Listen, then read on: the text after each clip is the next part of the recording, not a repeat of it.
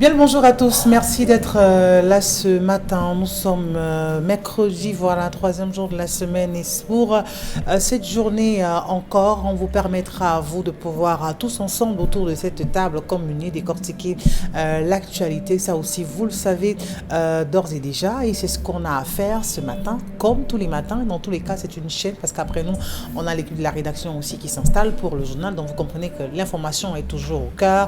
Mais on n'oublie pas, il y a toujours ces émissions aussi de divertissement, c'est des émissions via lesquelles vous pouvez soupirer un tout petit peu, vous pouvez pouvoir envoyer des questions à vos invités, bavarder, échanger. Vous avez pratiquement hier droit à votre émission Parole de femme avec Julien Guignondé. Le week-end est aussi toujours bien meublé avec Dimanche avec vous. On a Versus avec Dominique Pengou qui a toujours des invités vraiment, on va dire, qui font partie de la crème en termes d'artistes aujourd'hui au Cameroun. Encore que c'est une émission assez ouverte où on reçoit pas mal de personnes. Il suffit simplement d'avoir une casquette assez étincelante et on n'hésite pas à venir vers vous et à partager cela. Et ça aussi, il faut tenir à dire que c'est vraiment gratuit, c'est free, donc oui, vous venez comme vous êtes et puis on se fait ce plaisir-là de pouvoir vous recevoir dans le cadre de cette émission-là, voilà, présentée par Dominique Pengou. Dans tous les cas, pour l'heure, nous sommes avec vous ce matin. La première rubrique, c'est l'histoire. Bonjour Dominique. Mais vous ne faites pas la promotion du Zénith. Non mais attendez. You have the floor. Ok. Good morning, dear televiewers. Ouais. Je vous écris par le Facebook. Non, ok. C'est quoi ça? Elle a dit si même Pamela Fomen saute, que c'est grave. C'est-à-dire que si Pamela Fomen saute, ça veut dire qu'on a touché le fond. Elle a dit you have the floor. C'est tout. Si elle m'avait introduit en anglais, je serais entrée en anglais. Vous avez instruit la journée langue anglaise, ça nous Tu as dit, tu ne fais pas la promotion du Zénith et dit you have the floor. Merci. And I answer to her. And I answer. On va arriver. Je dis que. Ok. Dominique, continue, allez, laissez l'histoire du jour. Parlez du Zénith. Non, on parle du Zénith ou on parle de... You have to take the floor to promote Zénith. C'est que ça va pas pour continuer, ça va être ici, j'espère. Maman, j'ai épuisé. Dominique, moi, mon venant vous la relancer. Allez, la diaspora vous regarde. On va pas que dans le vingtième des jeunes.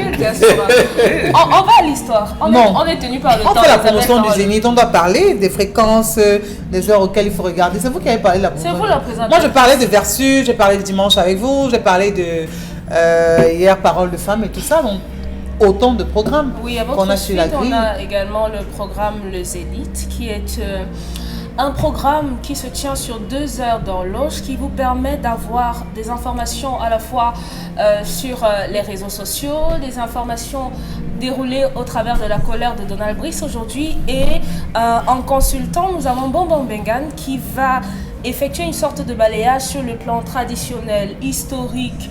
En fait, c'est un melting pot de tout. Et on termine avec la rubrique L'histoire du jour qui vous permet de partager vos peines, vos douleurs, vos incompréhensions, vos sensibilités. Et à l'issue de cela, on vous donne un peu des conseils. Et on a la participation des téléspectateurs que vous êtes pour la plupart, qui également donnent vos différents avis sur les rubriques et les thématiques abordées. C'est bon? Merci. Et c'est gratuit aussi. It is the only broadcast you cannot lose. Okay. Bon. Okay. The only broadcast you should not miss. Okay. J'espère que c'est comme ça. Oui, tout à fait. Isabelle, introduisez-moi en anglais. Bonjour, je vous écris par le Facebook de mon neveu qui m'a parlé de votre plateau.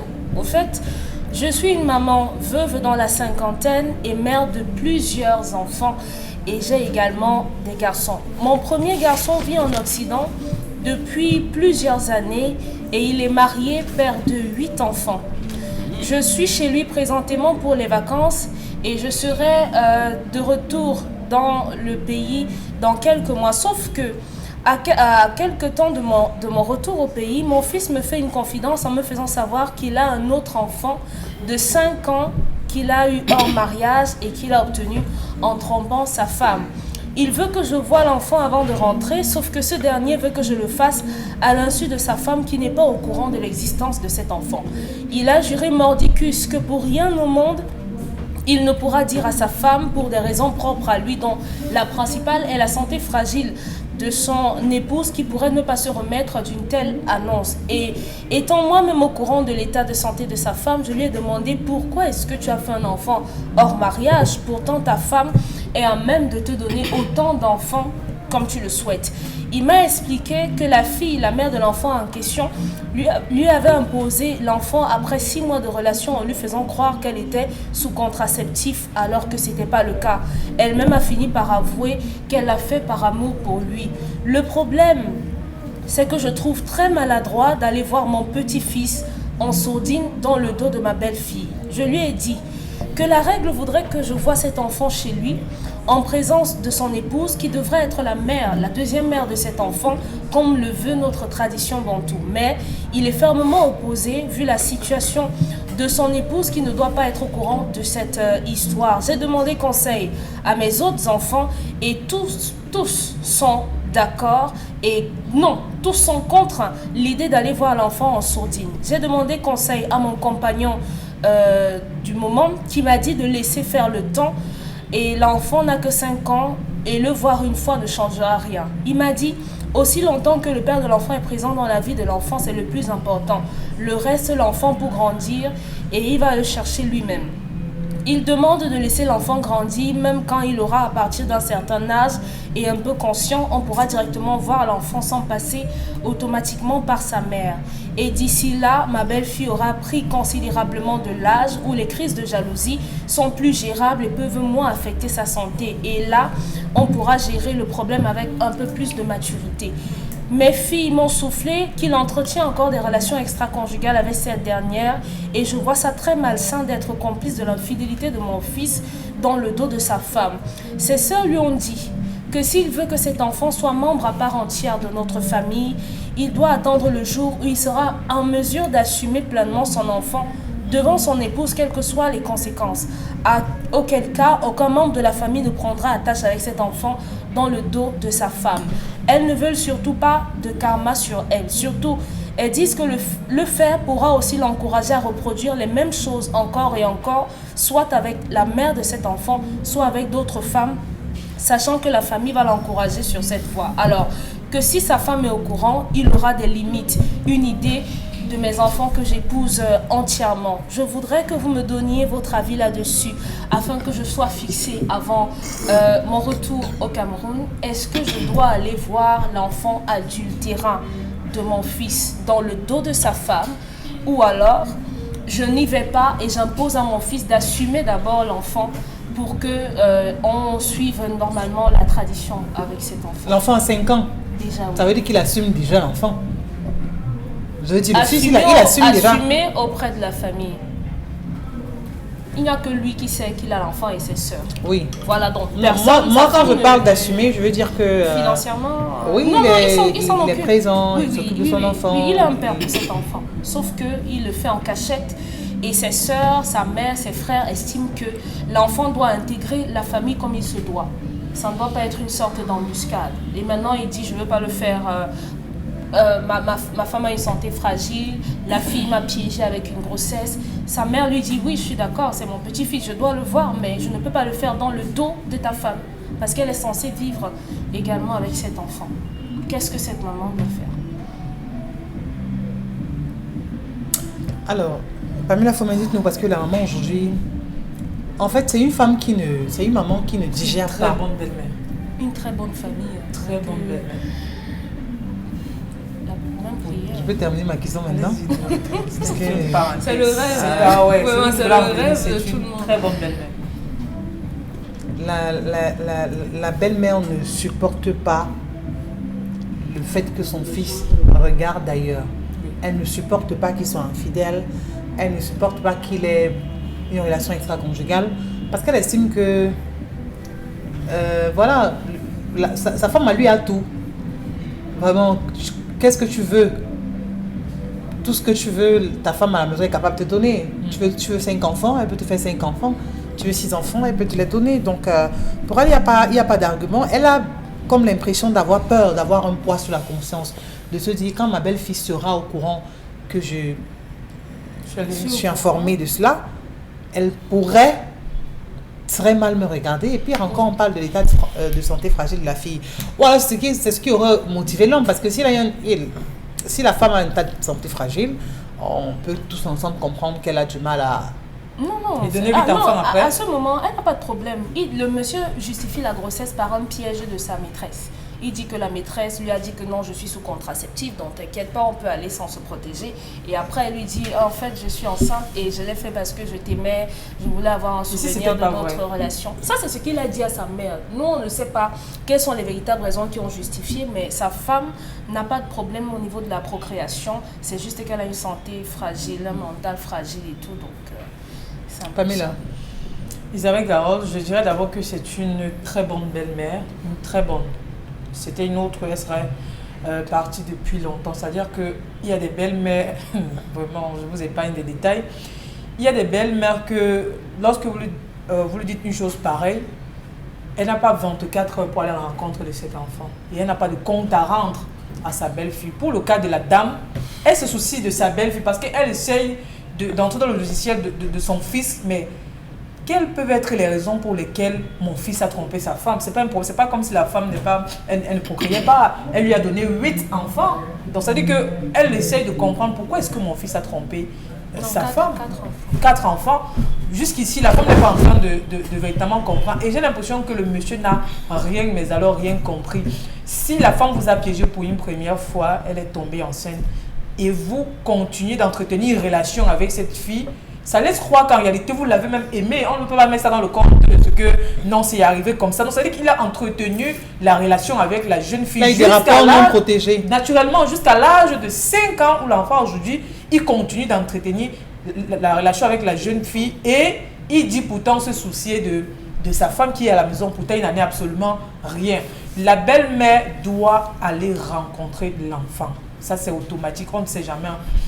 Le père peut décider et je ne sais pas ce qui peut arriver dans cette famille. L'enfant ne connaîtrait pas forcément tous les membres de la famille. Je vais parler de la grand-mère, des tantes, tout ce qui va avec. Si le monsieur a le courage de dire à sa mère que maman, j'ai eu une relation extra-conjugale qui a eu un enfant, je pense que la mère, en tant qu'une maman, elle ne doit pas laisser son petit.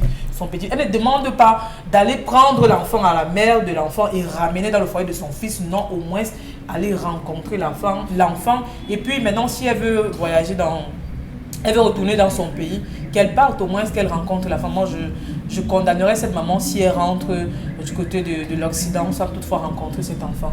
Non, elle doit le faire. Et le mari doit assumer. Qui trouve les moyens? On dit souvent, le mensonge n'a pas de longue jambe. Qui trouve le moyen d'informer à sa femme? L'enfant a 5 ans aujourd'hui. Je ne sais pas combien de temps ça va lui prendre. Ça peut prendre 1 an, 2 ans, peut-être même 10 ans, on ne sait jamais. Mais toujours est-il qu'il doit dire la vérité à la mère, à sa femme avec qui il est toujours avec la mère de l'enfant. C'est probable que le deuxième enfant arrive. On dit à leur mère qui continue de sortir avec la fille. Donc ça explique que le monsieur peut revenir. Après, il appelle sa mère, maman, la fille avec qui j'ai fait le premier, j'ai fait un enfant. Il y a le second qui arrive, c'est possible. Ça veut dire que le monsieur n'a même pas retenu la leçon. On pourrait comprendre que oui, le premier enfant c'est arrivé comme ça, mais 2, 3, là il n'aura plus d'excuses à donner ni à sa femme ni à sa mère. Donc je pense qu'il doit d'abord stopper la relation avec cette fille. S'il tient vraiment à la relation avec sa femme qui est à la maison. Maintenant, si ça en tient à ce qu'il veut être polygame, bon, ça c'est risque et péril, mais il doit assumer. S'il veut être polygame, il doit assumer. Wow. Sauf qu'en Occident, la polygamie, c'est un problème. Est-ce que lui-même il est déjà dans une logique de dire j'assume la relation ou pas et tout ce qui va avec Dominique Audrey? Le jeune homme en question est dans sa relation à lui, c'est-à-dire qu'il ne demande pas à sa mère est-ce que je continue la relation avec Jeanne ou pas. Il dit à sa mère viens voir l'enfant que j'ai. C'est tout ce qu'il demande à sa mère. Oui. Il n'est pas en train de demander son consentement parce qu'il estime qu'il a été assez outillé lui-même psychologiquement pour avoir cet enfant. Parce que même si la fille parle de piège, à partir du moment où vous avez des rapports non protégés, ça peut arriver. Ça peut arriver. Avec des contraceptifs, généralement. Qu'est-ce qu'elle fait cette maman? Qu'elle n'y aille pas. Je crois que généralement, c'est l'enfant qui se déporte vers le grand-parent.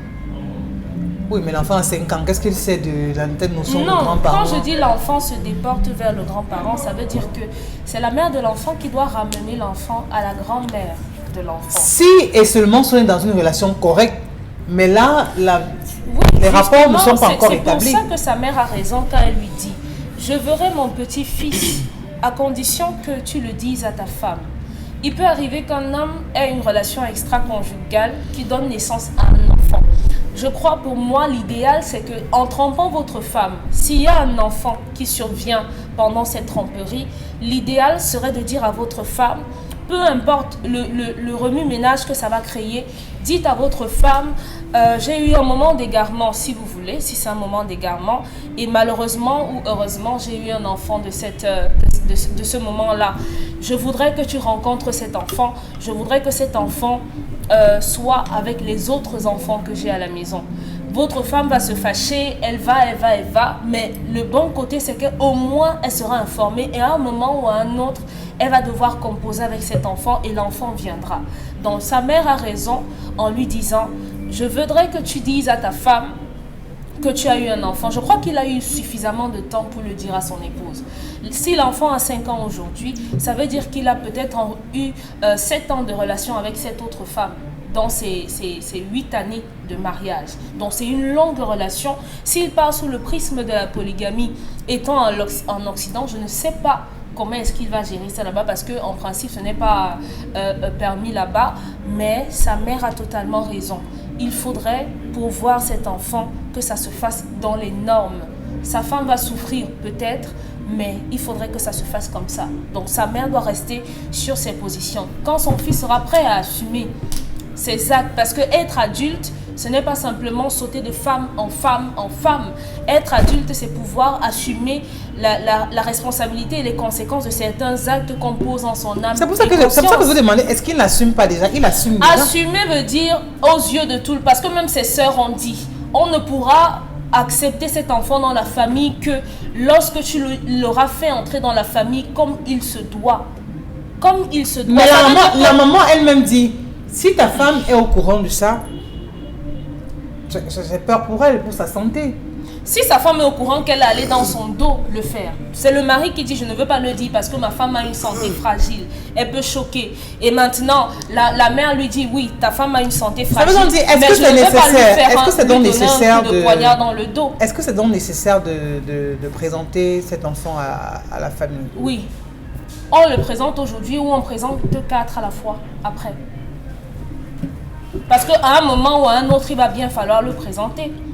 S'il dit que je veux prendre cette femme en seconde noces, c'est le moment de le dire. Puisqu'il continue d'entretenir la relation, c'est le moment de le dire et d'assumer. Être adulte, c'est dire je décide de prendre 4 bières par jour. À chaque fois qu'on va me retrouver dans un caniveau parce que je suis totalement ivre, j'assume parce qu'en grande personne, j'ai décidé de le faire. Donc ouvertement et à tout le monde, je le dis. Et c'est pour ça qu'il doit pouvoir le faire pour ne pas mettre sa mère dans des problèmes. Parce que ce serait une trahison que sa mère aille le faire dans le dos de sa belle-fille. Si sa mère a une réticence à le faire, ça veut dire que la relation qu'elle a avec sa belle-fille a dépassé le stade de belle-fille. Aujourd'hui, elle considère cette femme comme sa propre fille. Et c'est bien que ses sœurs soient également unanimes. Il doit faire les choses dans les normes. Alors, bon, Megan, c'est nécessaire pour la femme à l'intérieur de savoir mon mari vient d'avoir un enfant, mon mari a 2 enfants dehors, il a 3, il a 4, il a 5. Est-ce que c'est nécessaire pour la femme à l'intérieur de le savoir? Non.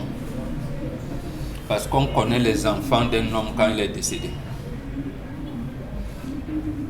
D'abord, je remercie ce garçon. Si sa mère est au courant qui a envoyé l'histoire, dis à ton fils de télécharger cette émission sur YouTube.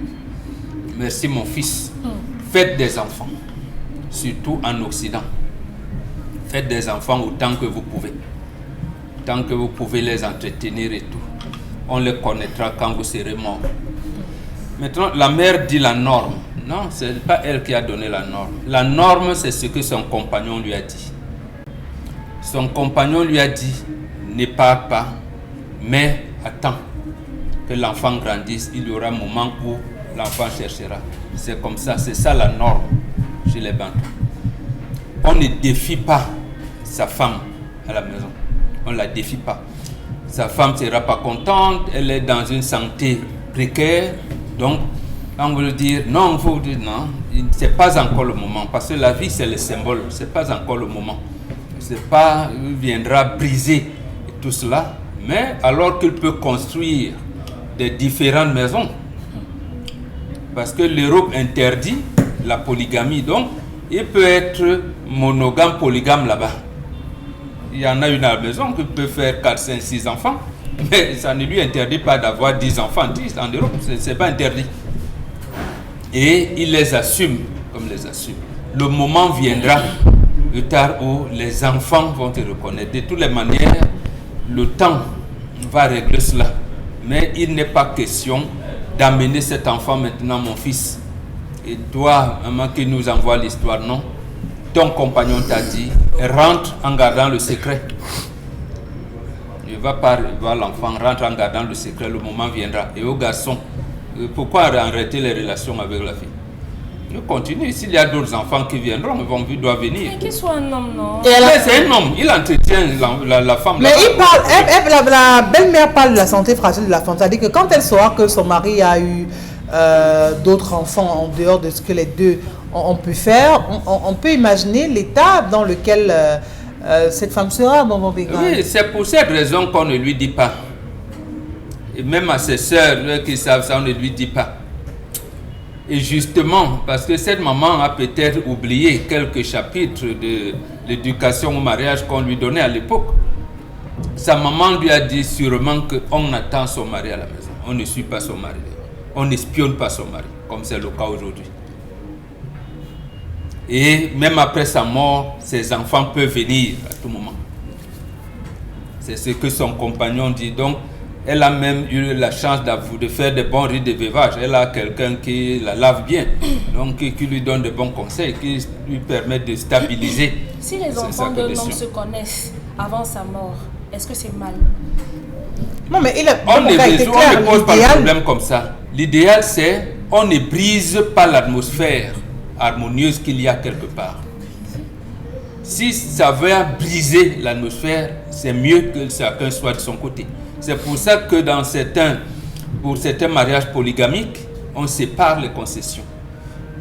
On sépare parce que quand vous allez prendre une deuxième femme, on va dire voilà, on regarde quand on fait l'ongamba, on se dit que non, les deux femmes, si leur cohabitation risque d'être, voilà, on fonde notre concession ailleurs et pour la loger là-bas avec les enfants. Mais les enfants vont gambarder dans tous les cours. Là, c'est lorsqu'il y a une polygamie, j'allais dire actée. Mais lorsque ce n'est pas acté, on connaît les enfants d'un homme quand il décède. Bonjour l'inceste. Ce n'est pas l'inceste. Ça peut arriver. Non. Puisque lui veille, il peut même les inscrire dans les mêmes écoles. Donna Brice, on encourage l'attitude de la belle maman aujourd'hui qui pense que son fils a merdé et elle ne souhaiterait pas l'accompagner justement dans cette façon de faire là, parce que pour elle, elle estime que il a une femme, il a des enfants, il s'en tient à ça. Non, le problème c'est que la rencontre n'a pas été préparée.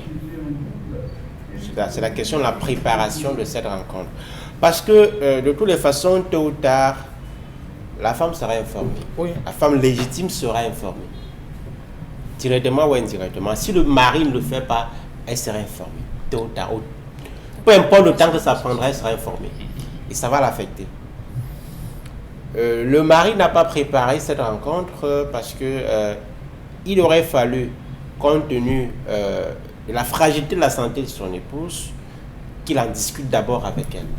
Avec son épouse? Avec son épouse. Non. Pour lui dire, avant de... Oui, avant d'envisager la rencontre entre sa mère et la femme, le deuxième bureau. Et avant de faire cet enfant avec le second bureau, il devait faire quoi? En parler à sa femme? Non, je parle de la situation actuelle. D'accord. Il y a déjà l'enfant. Il y a déjà l'enfant. Les faits sont là. Il aurait fallu qu'il lui en discute avec sa femme. Mais surtout que sa femme comprenne que c'est dans son intérêt de comprendre. Parce que j'ai l'impression qu'il s'agit effectivement d'un homme qui est responsable et qui est sérieux. Parce que le dire à son épouse, je sais que ce n'est pas de gaieté le cœur qu'elle prendra cette information. Bien sûr. On est tout à fait d'accord. Mais c'est serait bien qu'elle le sache.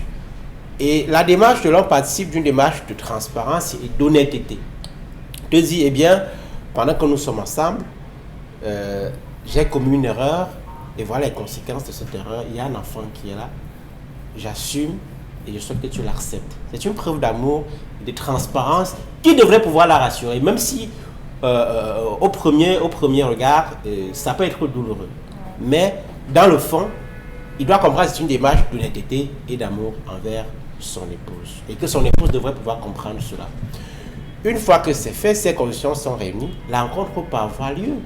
À ce moment-là, c'est fait de façon tout à fait transparente au su et au vu de son épouse qui est informée. Et la femme, sa mère à ce moment-là peut mener la démarche en toute transparence. Mais dans les conditions actuelles, s'il le fait, la femme, si elle apprend plus tard, elle peut avoir un choc sanitaire aux conséquences terribles. Donc, pour l'instant, c'est pas préparé. Je ne sais pas pourquoi. J'espère que c'est pas. Il faut qu'il ait aussi une bonne maîtrise de la situation parce que tel que l'affaire est posée, j'ai l'impression que la femme du dehors met beaucoup de pression pour que l'enfant intègre la famille de l'homme. Il ne doit pas se laisser...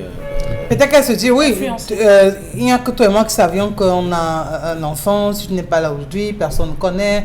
Je crois qu'elle émet des réserves et il y a une inquiétude qu'elle essaie d'exprimer parce qu'elle a peur que ce soit il y a des inquiétudes par rapport à elle, par rapport à l'avenir de l'enfant. Parce que si au moins la belle-mère est au courant que l'enfant existe, je crois qu'elle prendra des... Est-ce que vous avez dit que l'enfant ne mange pas, que l'enfant n'est pas scolarisé? Si, mais il n'y a que vous deux qui êtes au courant de l'existence de l'enfant. Et où est le problème? Où est le problème si vous n'êtes que de être au courant? Non, vous devez mettre... C'est pas une information qu'on doit ventiler à tout le monde. C'est une information confidentielle qui doit circuler entre lui et la femme en question, jusqu'à ce que les conditions soient réunies pour la rencontre entre sa famille et l'enfant. D'accord. On peut avoir quelques messages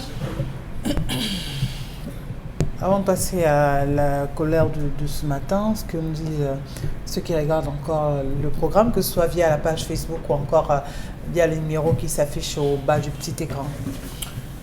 Alors, Fatima qui nous envoie le message.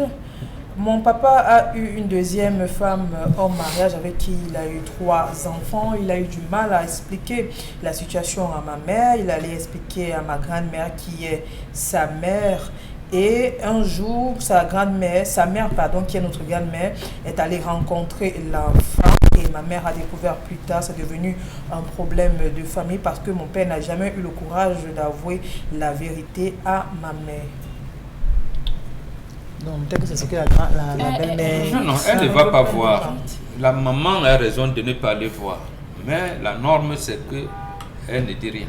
Je pense maintenant que cette maman doit partir voir son petit-fils malgré toutes les choses. Et je pense qu'elle ne devrait pas être du côté de la femme du dehors, mais considérer l'enfant que son fils a fait hors mariage. L'enfant n'est pour rien, il n'est pas responsable des actes de son père. Non, si elle va voir l'enfant, elle sera dans l'obligation de dire à sa belle-fille qu'il y a ci, il y a ça. Une erreur à ne pas commettre. La grand-mère de l'enfant n'est pas censée aller rencontrer l'enfant sans que la mère de la maison ne soit au courant. Sinon, cela n'aura pas d'explication plus tard. Je pense que la mère a déjà son idée sur cette affaire. Elle devrait pas se prononcer véritablement si son fils ne fait pas le premier pas. Absolument.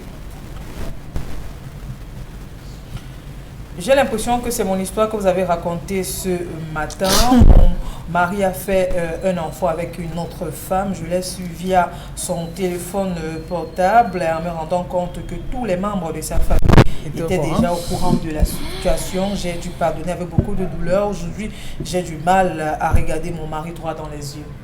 Ouais, généralement, toute la famille quand même. Bon, c'est pardonnable ou pas? Vous devez savoir que les enfants viendront chaque fois. Ça dépend non, mais s'il a épousé une femme, bon, Mégane, vous avez épousé une femme, vous avez dit toi et moi c'est pour le meilleur et le pire. C'est jusqu'à la gare. Voilà. Monogamie. Le président Mitterrand a caché sa deuxième jusqu'à ce qu'il quitte le pouvoir. C'est chez eux là-bas. Et Daniel Mitterrand a divorcé. Quand une dame, Dominique Audrey, arrive à dire je n'arrive plus à regarder mon mari dans les yeux. C'est-à-dire que pour elle, quand elle le regarde, c'est la déception. Quand elle le voit, c'est autre chose. Elles se sont trahies. Oui. Est-ce que dans ce ménage-là, l'amour pourrait encore être au centre? ce sera difficile. Ça peut revenir au centre à condition que le Ou mari... alors toutes les femmes peuvent intégrer ça aussi. Non, on n'intègre pas ça. Même si on le dit, même si on souhaite l'intégrer, quand ça arrive dans votre propre maison, la perception qu'on a de la chose est différente. Si c'est à ce moment, elle se rend compte que j'ai rigolé avec ma belle-mère, elle savait, je riais avec mes belles-sœurs et mes beaux-frères, j'ai été la dinde tout au long du nombre d'années et tous ces gens m'ont regardé, une bande d'hypocrites et tout ça. On regrette des choses qu'on a faites, on regrette, mais ça peut changer si et seulement si le mari a une attitude qui montre qu'il s'amende vraiment et qu'il veut arranger les choses. Mais généralement, la personne en face dégoûte. D'accord. Message? Moi, c'est Audrey depuis Yaoundé. Pour moi, la mère de cet homme doit maintenir sa parole en voyant cet enfant devant sa femme. Donc, c'est à l'homme de trouver le moyen pour annoncer cette information à sa femme. La mère de ce garçon doit se tenir à l'écart de cette situation. Absolument. Dans tous les cas, ce sera très Son compliqué. fils qui sera mal à l'aise, sa belle-fille aussi qu'on va mettre Bon, mal à l'aise. on dit Elle est souvent, partagée. quand le vin est tiré, il faut le boire. L'enfant est né, il a déjà 5 ans. Allez savoir si après cet enfant, il n'y a pas eu d'autres l'autre enfants. n'a même pas. Il faut même qu'il y en ait d'autres. Et que la femme ait l'AVC, quoi. C'est comment un moment opportun arrivera où on va présenter à sa femme. Oui, mais elle pourra faire une crise. Et dans son couple, il pourra avoir une crise de confiance. On prépare ça. Mais attendez, ce n'est pas le premier jour qu'ils se sont rencontrés, ils se sont mariés. Il a dragué, il a convaincu, il a. Donc, il y aura des moments, une préparation pour cela. Mieux vaut vivre la vérité, la réalité, Voilà. que de vivre l'illusion. C'est vrai. Donc, Je suis d'accord que ça fait mal pour une femme d'apprendre, mais dans la plupart des cas, les femmes plus tard comprennent qu'en fait c'était dans son bien de savoir. Parce que les conséquences lorsqu'elle le sait par quelqu'un d'autre sont plus dramatiques que lorsque c'est le mari qui le dit. Ça veut dire qu'il assume et il aime. Merci Donald Brice. Dans tous les cas, vous allez même d'ailleurs garder la parole. On vous retrouve tout de suite pour la colère.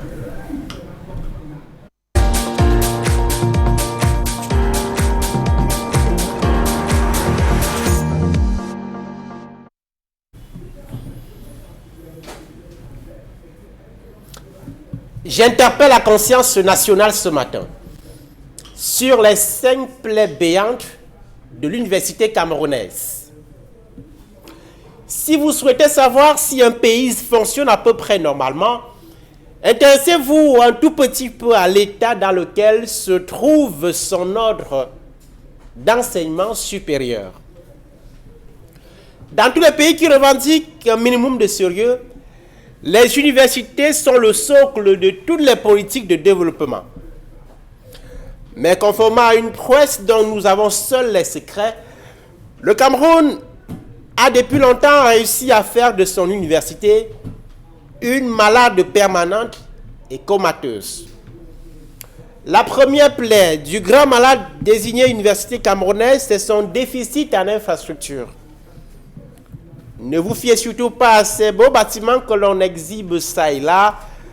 D'ailleurs, pour l'essentiel, les bâtisses croulent sous le poids de l'âge. Dans ce cas, à quoi sert cette démultiplication des universités si l'on n'est pas en mesure de les doter d'équipements conséquents? À quoi cela sert alors que les laboratoires sont quasiment vides, alors que les bibliothèques n'existent que de nom, alors que les salles de cours sont appelées poulaillers en référence à leurs effectifs suffocants? Deuxième tableau de ce malaise sempiternel, la décapitation de la recherche. La recherche est l'une des raisons d'être des institutions universitaires. Au Cameroun, les enseignants d'université sont tous a priori des chercheurs. Mais à contrario, ils s'occupent la plupart du temps à faire grève pour la mise à disposition des moyens nécessaires. Le peu de ressources qui existent à travers la prime spéciale pour la modernisation de la recherche décidée en 2009 par décret présidentiel est mal utilisé et inefficace. Ajoutez à ce tableau que les découvertes et les inventions qui sont faites dorment paisiblement dans les tiroirs. Le troisième malaise de l'enseignement supérieur au Cameroun, c'est le carriérisme des enseignants. L'université est par définition, on le sait, un espace de liberté intellectuelle. L'amphithéâtre ne s'encombre pas des oripeaux, de la malhonnêteté et des complaisances dictées par de petits calculs matériels. Mais que voyons-nous dans nos universités? Des enseignants pitoyablement réduits à tordre le cou à l'objectivité et à la rigueur scientifique, dans le misérable espoir de passer d'assistant à chargé de cours ou d'attraper un strapontin de chef de service de la scolarité au décanat. Quatrième cancer de l'enseignement supérieur au Cameroun, l'anachronisme. Nos universités sont restées dans le passé lorsque le train de la modernité s'ébranlait vers le futur. À quoi nous servent ces nombreuses filières surpeuplées dont les étudiants savent par avance qu'ils sont a priori inscrits à la faculté du chômage sans condition? À quoi nous servent ces contenus qui ne reflètent en rien les attentes du marché très compétitif de l'emploi aujourd'hui? Qu'espérons-nous de ces universités où tout ou presque est physique, alors que le monde se numérise sous nos yeux? La cinquième plaie infecte de l'enseignement supérieur au Cameroun, ce sont ces nombreux conflits éthiques et déontologiques. Personne n'en parle ouvertement, évidemment, mais il faut côtoyer les milieux universitaires pour voir à quel point les plus jeunes sont frustrés. Frustrés parce que l'ascenseur social est bloqué. Les professeurs titulaires bloquent les maîtres de conférences. Les maîtres de conférences bloquent les jeunes docteurs. Les jeunes docteurs bloquent les jeunes étudiants. Lorsque vous vous intéressez aux raisons de ce cycle vicieux, c'est parfois des problèmes d'ego, d'humeur ou de jalousie. C'est parfois des affaires de chantage autour de l'adhésion à des cercles exotériques ou initiatiques, mais parfois, et ce n'est pas rare, des affaires de faveur sexuelle non accordées par les candidates ou des candidats. C'est de cette université mal partie que nous espérons des solutions aux difficultés d'aujourd'hui. Bien sûr, il faudra repasser. S'il vous plaît. À demain. Pour une autre interpellation aussi forte, aussi poignante que celle-ci, dans laquelle on se retrouve tous, Dominique Audrey. Oui, d'une certaine façon, oui. On a évoqué la question des infrastructures qui reste et demeure l'un des problèmes majeurs. Dans le cadre de la revue des réseaux sociaux, par exemple, Pamela nous a présenté l'état d'insalubrité de ces différentes salles où on a vu les salles de cours devenir quasiment des dépotoirs d'ordures. Mais entre-temps, ça n'empêche pas le professeur de toujours continuer. Justement, c'est un problème. C'est un problème dans la mesure où on est susceptible d'attraper une maladie. Et ça sous-entend également qu'on a un problème au niveau du management, soit du personnel, soit de l'organisation du travail. Parce qu'on ne peut pas avoir une institution comme une université où on n'a pas des gens chargés de nettoyer. Il n'y a pas de nettoyage, les toilettes quasi inexistantes. Et lorsqu'elles sont existantes, inutilisables, bouchées, et autres. On a un problème avec la vétusté de certains bâtiments qui sont vraiment impossibles à utiliser. À une certaine époque, quand on y était, parfois le chemin pour y arriver, la quantité d'étudiants qu'il fallait contenir dans une salle de classe, dans un amphithéâtre, on était obligé de s'asseoir à même le sol. Parfois, il fallait venir avec un banc pour pouvoir s'asseoir. Je veux dire que on n'a pas l'impression que les personnes qui gèrent ont la présence d'esprit de réaménager ou d'aménager selon le temps qui passe. On a besoin de réaménagement, on a besoin d'adaptation par rapport aujourd'hui à la demande qui est très forte. Je ne vais pas parler des filières parce que là, c'est une autre paire de manches, mais déjà aujourd'hui, les universités peinent à se retrouver. On a dans la région septentrionale également mentionné à travers des colères ici le fait qu'il n'y avait même pas de bâtiment, que parfois on était obligé d'aller faire des cours dans des écoles privées où il fallait louer des salles. Donc ça également c'est un problème. Problème d'infrastructure, insalubrité, maintenance, management en général. Oui, que ce soit à l'université de Douala, mais quand on a vu des gens venir faire cours ici au Matjeni, je ne sais pas si ça... Si on continue à faire cours. Délocalisé au lycée d'Edo. Au lycée? Au lycée. De Daido? Oui. Ah bon? Oui. Ah, bah c'est ça qu'à l'époque, nous, on faisait cours Au Magénie, au dans les Magénie. ateliers. On nous envoyait là-bas dans les ateliers. Vous avez des gros engins et tout. Puis vous vous retrouvez là en train de faire cours. Est-ce qu'on fera porter le chapeau aujourd'hui à ces recteurs qui sont garants aussi de l'état de santé de ces différentes universités? Ou alors, il faut porter son regard un peu plus loin? Non, un peu plus loin. Les recteurs n'ont rien à voir là-dedans. Moi, les acteurs, C'est ça que je dis, porter le regard un peu plus loin. Oui, la réforme universitaire de 1993, comme la réforme bancaire à laquelle j'ai fait allusion aussi, 90, et la réforme agraire, ils ont échoué. Ils ont échoué. Précisément, il a parlé de l'anachronisme. Je vous prends un cas simple. Lorsque le centre universitaire de Douala est créé, il commence à être fonctionnel en 1979. Le directeur de l'ESSEC, l'école de sciences économiques et commerciales, je pense que c'était Dr Nida II, il apporte un concept, adéquation, formation, emploi. C'est-à-dire, et il disait non, que les produits ESSEC, comme on ne les prend pas dans la fonction publique, c'est une bonne chose. Mais on doit intégrer qu'ils doivent être des entrepreneurs, doivent créer des entreprises. Et que le monde des entreprises doit venir au centre universitaire de Douala. On doit créer des programmes pour une formation par alternance, formation continue et un certain nombre de choses. On a trouvé que c'était exagéré. Alors que tous ont étudié en Occident, ils savent, ou bien en Orient, dans des universités de l'Europe de l'Est. Ils ont estimé que puisque ça vient d'un chef d'établissement, c'est pas bon. Bien que validé par Georges Ngango, l'ami personnel de Mobia à l'époque, bon, il n'était pas.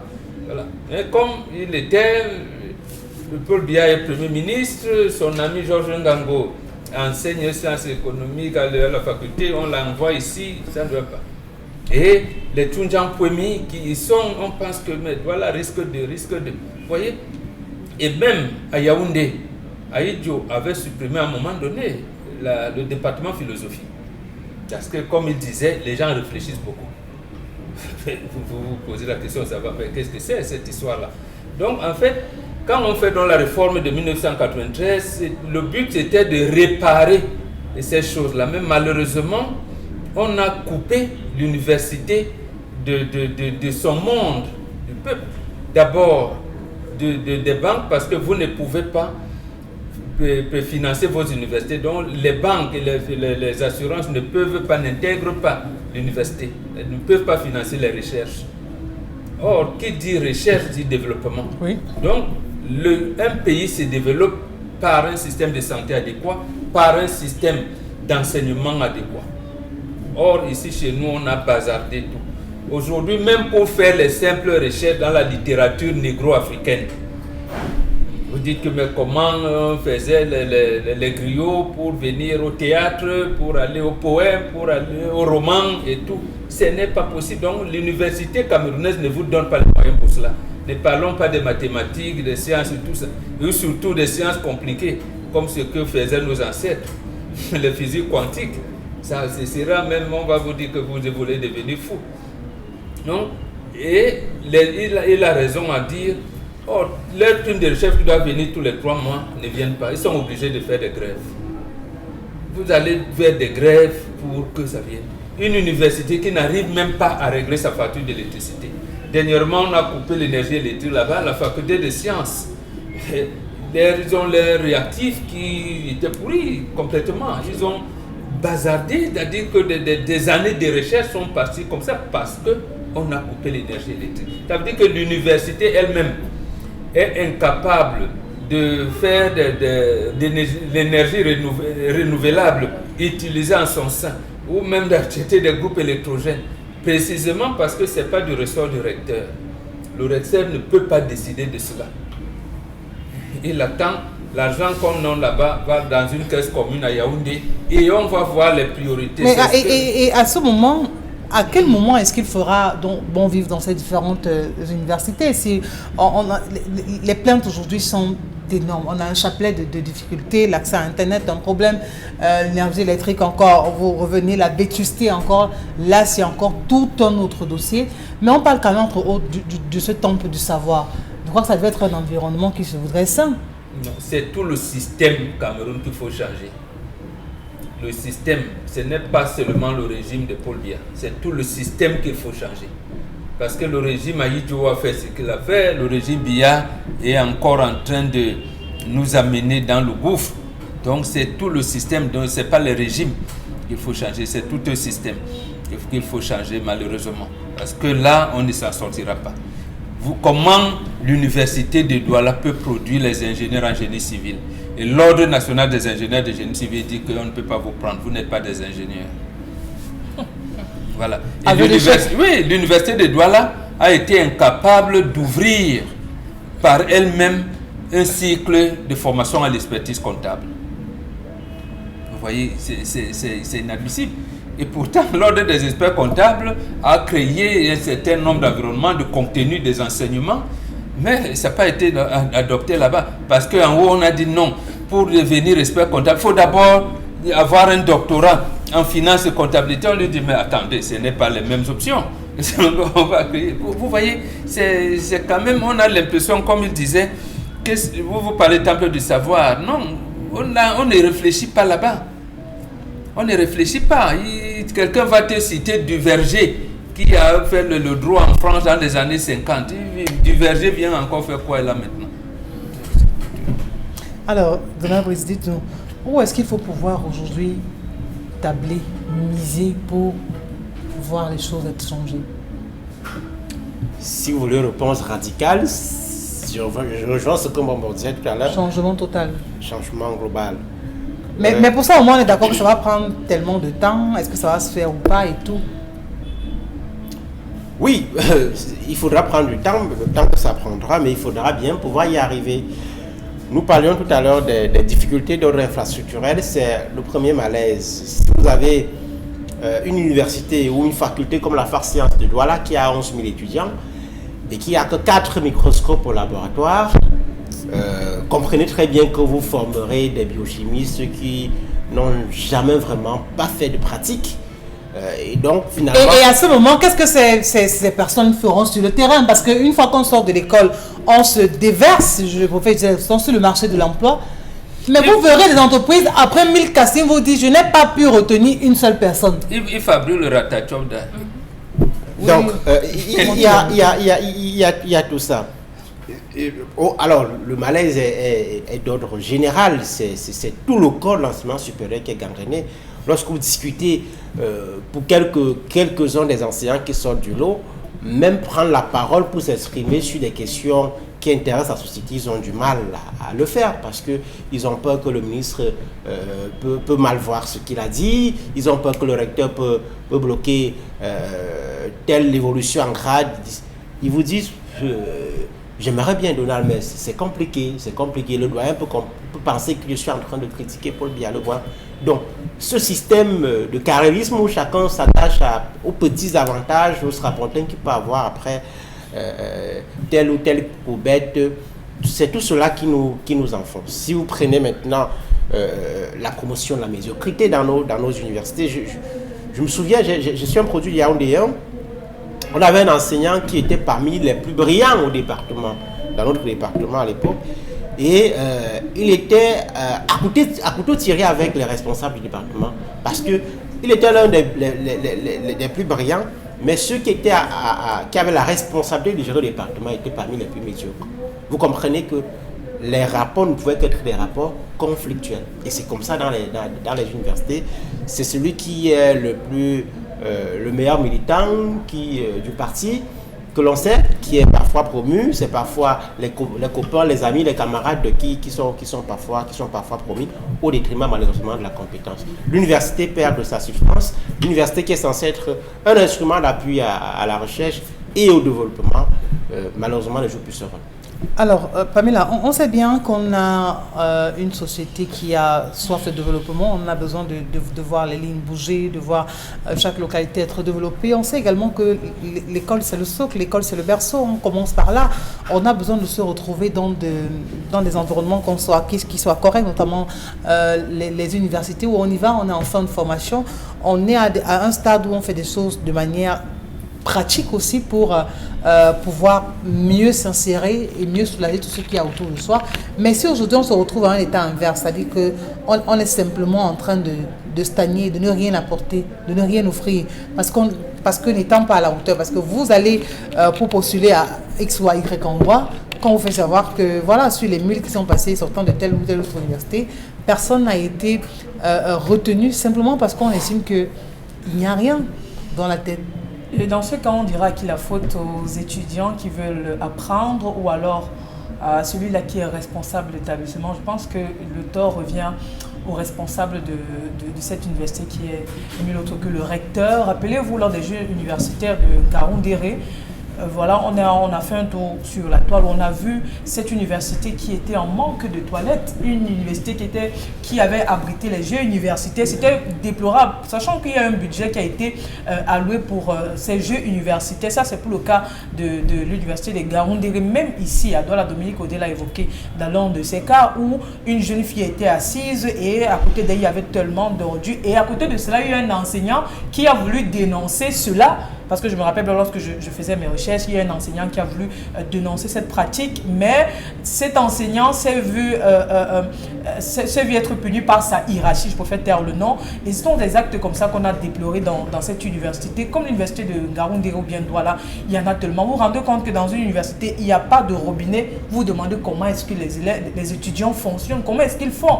Je me rappelle l'auteur qui avait dit théorie sans pratique n'est que ruine de l'âme. Si vous faites une théorie, si vous faites une filière vraiment électronique, on ne vous amène pas dans les laboratoires ou bien qu'on ne vous amène pas dans des, je vais dire, où vraiment il faut pratiquer, il faut passer de la théorie à la pratique. Pour moi, c'est comme, je dis n'importe quoi, faire peut-être communication au lieu d'aller faire électricité ou bien électronique ou bien tout ce qui va avec. Donc, je pense qu'à un moment donné, chacun doit se soucier. Je pense que ce n'est pas un mal d'aller faire une filière technique. Tant qu'on connaît les débouchés de cette filière, ce n'est pas un mal, ce n'est pas une fin en soi. Mais si on n'a pas les moyens d'accompagnement, quand je faisais mes recherches, j'ai cru lire qu'il y a des universités qui fonctionnent depuis 2013 à 2014 sans budget.